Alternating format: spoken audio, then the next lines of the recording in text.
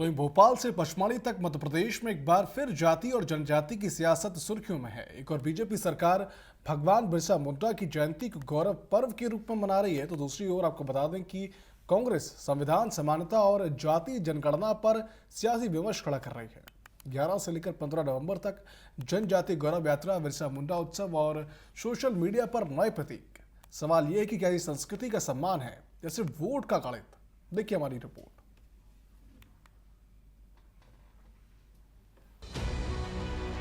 Madhya Pradesh BJP ने जनजातीय समाज पर अपनी पकड़ मजबूत करने के लिए बिरसा मुंडा गौरव सप्ताह की बड़ी घोषणा की है।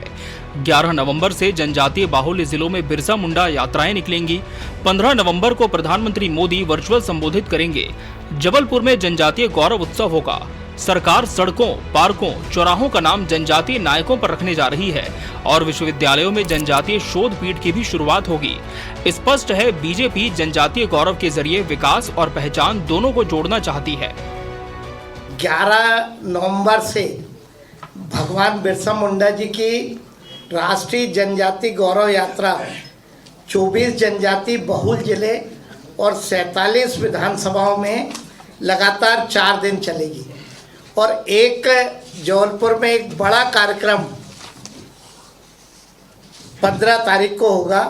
जबलपुर और अलीराजपुर में जिन जिलों में ये कार्यक्रम होना है उनमें हरदा, अनूपपुर, डिंडोरी, मंडला, बालाघाट, सिवनी, छिंदवाड़ा, पांडुर्दा, खरगोन, बड़वानी, अलीराजपुर, झाबुआ, धार, रतलाम, सीधी, सिंगरौली, शहडोल, बैतूल, कटनी, बुरहानपुर, खंडवा, जबलपुर, उमरिया और देवास। इन 44 जिलों की 47 विधानसभाओं में यह 4 दिवसीय कार्यक्रम होगा। इधर कांग्रेस ने भी सियासी मोर्चा संभाल लिया है। राहुल गांधी 8 नवंबर को पचमढ़ी में कार्यकर्ताओं के बीच जाति, संविधान और राजनीति पर चर्चा करेंगे।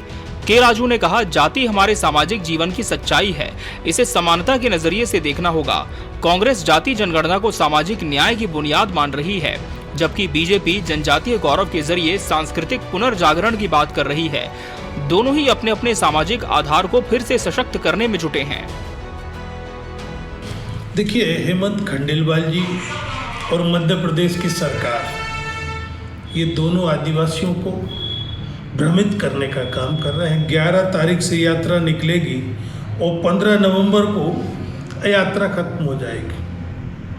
आदिवासी हित की बात करने वाले लोग 14 नवंबर को परिणाम भी आ जाएगा बिहार का, तो ना अनुसूचित जाति का गौरव उन्हें याद रहेगा।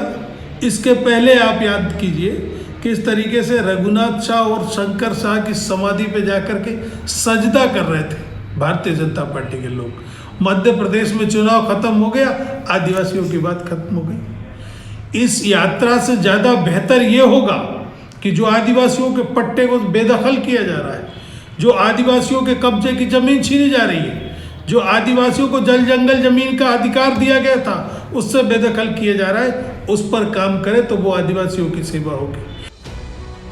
राजनीतिक तौर पर देखें तो 2025 का मध्य प्रदेश जातीय और जनजातीय संतुलन के नए दौर में प्रवेश कर रहा है, जहां एक ओर बीजेपी आदिवासी प्रतीकों और परंपरा को जोड़ रही है, वहीं कांग्रेस संविधान और समानता की बहस से नया विमर्श खड़ा कर रही है। पचमढ़ी से जबलपुर तक ये सिर्फ 2 पार्टियों का अभियान नहीं, बल्कि पहचान, सम्मान और सत्ता तक पहुंच का संघर्ष भी है। अतुल विनोद पाठक, टीवी 24 न्यूज, भोपाल।